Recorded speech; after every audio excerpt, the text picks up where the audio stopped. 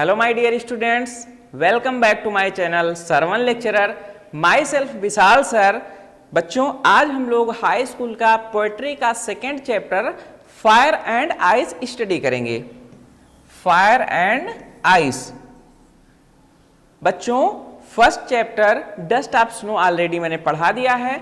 अगर आपको first chapter देखना है तो वीडियो के डिस्क्रिप्शन में आपको लिंक मिल जाएगी, आप वहां से जाके उसको देख सकते हैं। तो हम लोग सेकेंड चैप्टर को स्टडी करने जा रहे हैं। थोड़ा सा इसके बारे में जान लेते हैं। इसके राइटर हैं रॉबर्ट फ्रोस्ट। फर्स्ट चैप्टर के भी राइटर सेम थे, सेकेंड चैप्टर में भी रॉबर्ट फ्रोस्ट हैं। तो आग और बर्फ, आग और बर्फ चैप्टर का नाम है। तो इस चैप्टर को हम पढ़ने से पहले थोड़ा सा इसके बारे में जान लेते हैं। अगर हम इसके बारे में जानेंगे तो चैप्टर हमको बहुत अच्छे, बहुत बेटर ढंग से जो है समझ में आएगा आगे। देखिए, इस चैप्टर में जो हमारे पोएट हैं रॉबर्ट फ्रोस्ट जी, वो बताना चाह रहे हैं कि इस संसार का जो अंत है, मतलब जिस किसी चीज की शुरुआत होती है उसका अंत तो होता ही है। तो इस संसार का जो अंत है वो दो ही तरीकों से संभावित है। पहला तो आग, फायर, और दूसरा है बर्फ। यहां आग का मतलब ये नहीं कि हमें दुनिया को आग लगा देनी है। आग का मतलब यहां पे है, कवि जो बताना चाह रहा है, आग का मतलब यहां पे है लालच, क्रूरता, आकांक्षा। और कैसी आकांक्षा? तीव्र आकांक्षा,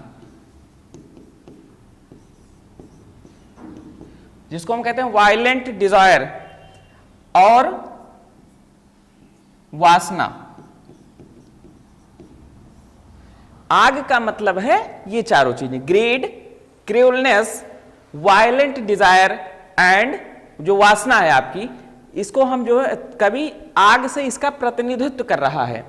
तो इन चीजों को हम जितना शांत करने की कोशिश करेंगे, इनका इच्छा पूर्ति करने की कोशिश करेंगे, ये उतनी तीव्र गति से बढ़ती हैं।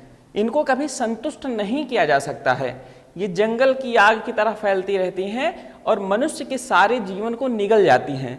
तो आग का मतलब ये चार चीजें, इसमें जो है आपका वायलेंट डिजायर मेन है। दूसरा जो है कभी बताना चाह रहा है कि संसार में जो है संसार का दूसरी तरीके से जो अंत है वो बर्फ कर सकती है। बर्फ, आइस। बर्फ का मतलब है बर्फबारी नहीं करना है। यह बर्फ का मतलब है जो मानवीय संबंध है, मनुष्य का जो आपस में कनेक्शन है, एक दूसरे से मनुष्य का आपस में संबंध है, उसमें असंवेदनशीलता,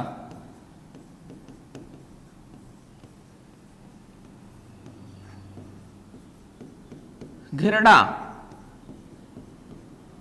कठोरता।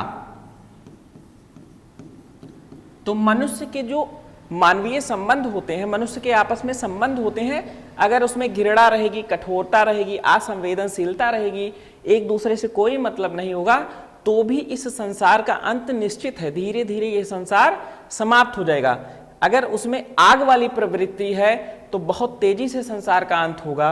अगर आइस वाली, बर्फ वाली प्रवृत्ति है तो संसार का अंत निश्चित है, लेकिन वो धीरे धीरे होगा।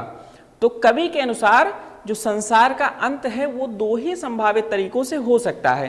तो अब बच्चों, हमने जो है आइस एंड फायर का जो है, जो जिसका प्रतिनिधित्व करती हैं, उसके बारे में हमने स्टडी कर लिया है।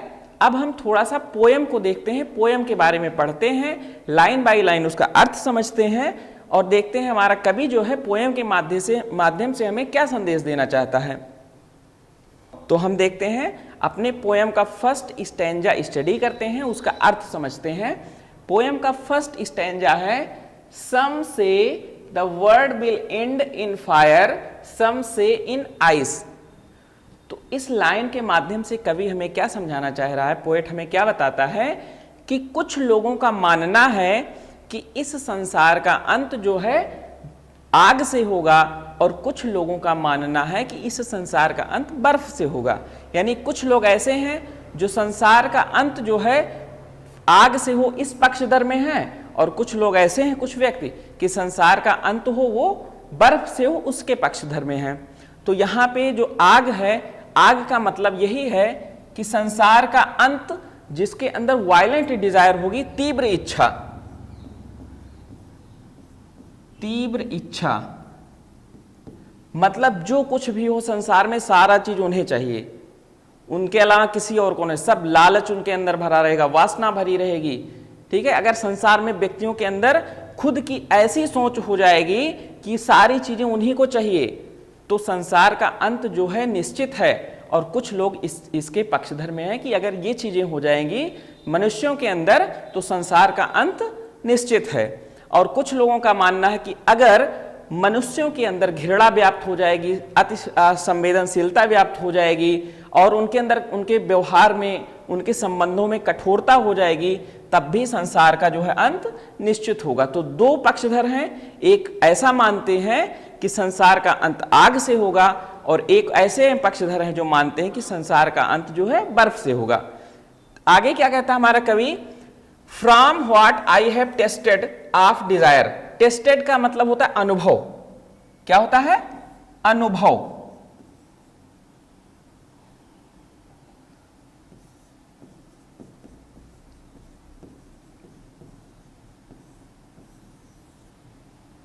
अनुभव। तो कवि अपने अनुभव के आधार पर क्या कह रहा है, I hold with those who favour fire. मैं उन लोगों के साथ खड़ा हूं जिनका मानना है कि संसार का अंत आग से होगा। तो कवि अपने अनुभव के आधार पर बताना चाहता है कि संसार का अंत जो है बहुत जल्द आग जिसका प्रतिनिधित्व करती है वो आपकी तीव्र इच्छाएं हैं, वायलेंट डिजायर, ग्रीड एंड क्रूरनेस। तो कवि का मानना है कि ये चीजें जो है संसार का अंत बहुत जल्द कर देंगी।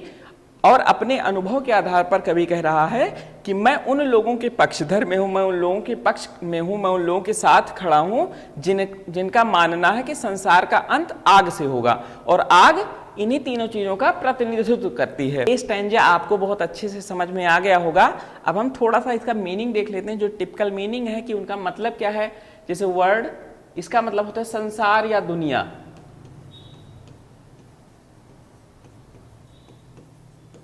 और एंड का मतलब होता है समाप्ति, ये खत्म हो जाएगी।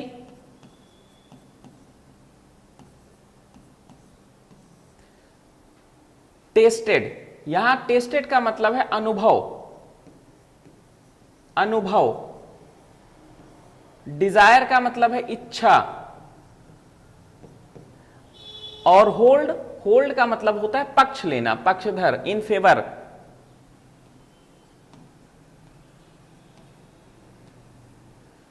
और फेवर का मतलब भी होता है किसी के पक्ष में।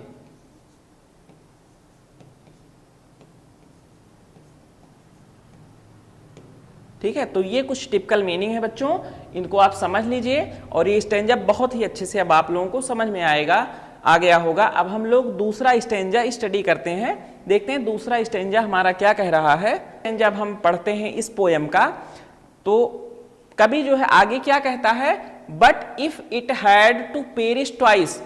पेरिश का मतलब होता है विनाश होना, विनाश या फिर समाप्ति। तो कवि क्या कहता है, if it had to perish twice, यदि इस दुनिया का अंत दो बार हो, इस संसार का अंत दो बार हो तो क्या होगा, I think I know enough of hate. तो मेरा विचार है कि घृणा जो है वो इस संसार को खत्म करने के लिए पर्याप्त होगी। हेट माने होता है घृणा और इनफ मतलब पर्याप्त। तो कवि का कहना है कि यदि इस संसार का अंत दो बार हो, एक तो आग से ऑलरेडी हो ही जाएगा, लेकिन अगर दो बार होना हो इस संसार का अंत, तो कवि के विचार से जो घृणा है वो भी इस संसार का अंत करने के लिए पर्याप्त है। आगे देखते हैं कौन सी लाइन है, to say that for destruction ice is also great and would suffice. तो कहने का मतलब है, डिस्ट्रक्शन मतलब होता है बर्बाद करना, विनाश करना,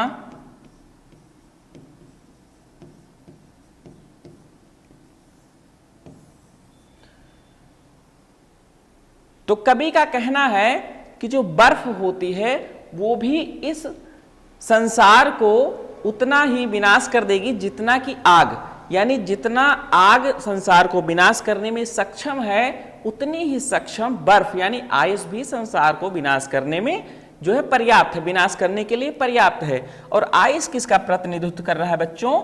ये घृणा, कठोरता,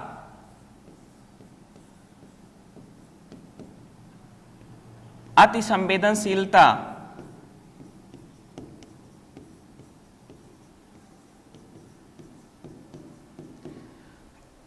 ये धीरे धीरे संसार को ये चीजें भी समाप्त की ओर ले जाएंगी।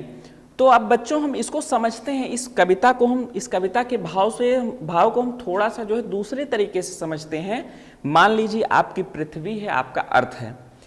अगर यहाँ पे जो है आग को मान लेते हैं कि जो जैसे सूर्य को बहुत ज्यादा हीट कर दिया जाए, यानी उसकी ऊष्मा जो है इतनी ज्यादा हो जाए कि पृथ्वी का एक भी कोना ना बचे। मान लो सूर्य फट जाए, जो सन है वो इतना हीट हो जाए, इतना गर्म हो जाए कि वो फट जाए, तो मेरे ख्याल से पृथ्वी का एक भी कोना नहीं बचेगा, सब कुछ समाप्त हो जाएगा। और यदि सूर्य से ऊष्मा को खत्म कर दिया जाए, प्रकाश को खत्म कर दिया जाए, तो भी पृथ्वी पे जीवन यापन असंभव है। धीरे धीरे पृथ्वी जो है समाप्त हो जाएगी बिना सूर्य के प्रकाश के। सेम आप आइस और फायर को उससे कनेक्ट कर सकते हैं। सूर्य का जो ऊष्मा है वो है आपका आग, अगर उसको बहुत ज्यादा बढ़ा देंगे तब भी धरती समाप्त हो जाएगी। और जो सूर्य की ऊष्मा को कम करना है वो है आपका आइस यानी बर्फ। अगर हम जो है घृणा को, जो बहुत कठोरता को बहुत ज्यादा व्याप्त कर लेंगे अपने अंदर, तो भी संसार का समाप्ति जो है वो संभव है, निश्चित है। तो यहाँ पे बात हम करते हैं कि मनुष्य के जो विचार हैं, अगर उस तीव्र इच्छा उनके अंदर होती है, स्वयं के अंदर तीव्र इच्छा जगती है किसी चीज को पाने की, लालच की, क्रूरता की, सब लोगों के अंदर मान लीजिए ऐसा हो जाता है, तो धीरे धीरे क्या होगा? दुनिया विनाश हो जाएगा। और यदि उनके अंदर घृणा व्याप्त होती है, कठोरता, उनके संबंधों में एक दूसरे से कोई मतलब नहीं रखते हैं, तो भी दुनिया का विनाश संभव है। तो कवि यही बताना चाह रहा है इस कविता के माध्यम से कि इस दुनिया का विनाश दो ही तरीकों से संभव है। एक तो आग प्रतिनिधित्व करती है क्रूरता का, कठोरता, इसको कट कर दीजिएगा। तो कवि इस कविता के माध्यम से ये बताना चाह रहा है कि इस दुनिया का जो विनाश है वो दो ही तरीकों से संभव है। एक आग, और आग जो है वो प्रतिनिधित्व करती है जो है आपके तीव्र इच्छा का, वायलेंट डिजायर जिसको बोलते हैं। और दूसरी तरीके से दुनिया का जो है विनाश संभव है वो बर्फ है, और बर्फ जो है प्रतिनिधित्व करती है घृणा और कठोरता का। तो बच्चों इस पोएम को हम लोगों ने बहुत ही अच्छे तरीके से पढ़ा है, समझा, तब बहुत ही अच्छे तरीके से समझ में आ गई है। अब मैं आप लोगों को बहुत ही खुशखबरी की बहुत ही अच्छी बात बताने जा रहा हूं कि आप लोगों के लिए 2024 का बैच, जिसपे लगभग 3 से 4 महीनों से काम चल रहा था, तो आप लोगों के लिए नया बैच लॉन्च कर दिया गया है 2024 के लिए। और इस बैच का नाम है टॉपर्स बैच। इसमें आपको बहुत सारे कंटेंट, बहुत सारी चीजें मिल जाएंगी, जैसे subject notes, video, important questions, practice set, last year paper and test. तो आप इन सब चीजों को जो है सरवन लेक्चरर ऐप पे पा सकते हैं। इसकी फीस जो है मात्र 799 रुपए है। ये ऑफर कुछ समय के लिए सीमित है। जो 100 बच्चे सबसे पहले ये ज्वाइन कर लेते हैं उनको 799 रुपए मात्र पे करना है। बाकी 100 बच्चों के बाद जो है इसकी फीस 1499 हो जाएगी। और आप टॉपर्स बैच खरीदने के लिए इस नंबर पे 9918863196 पे व्हाट्सएप कर सकते हैं या फिर डायरेक्टली कॉल कर सकते हैं। और इस बैच को खरीदने के लिए पेटीएम, फोन पे या जीपे पेमेंट कर सकते हैं, या आप लोग डायरेक्टली सरवन लेक्चरर ऐप पे जाके भी पेमेंट कर सकते हैं। Thank you.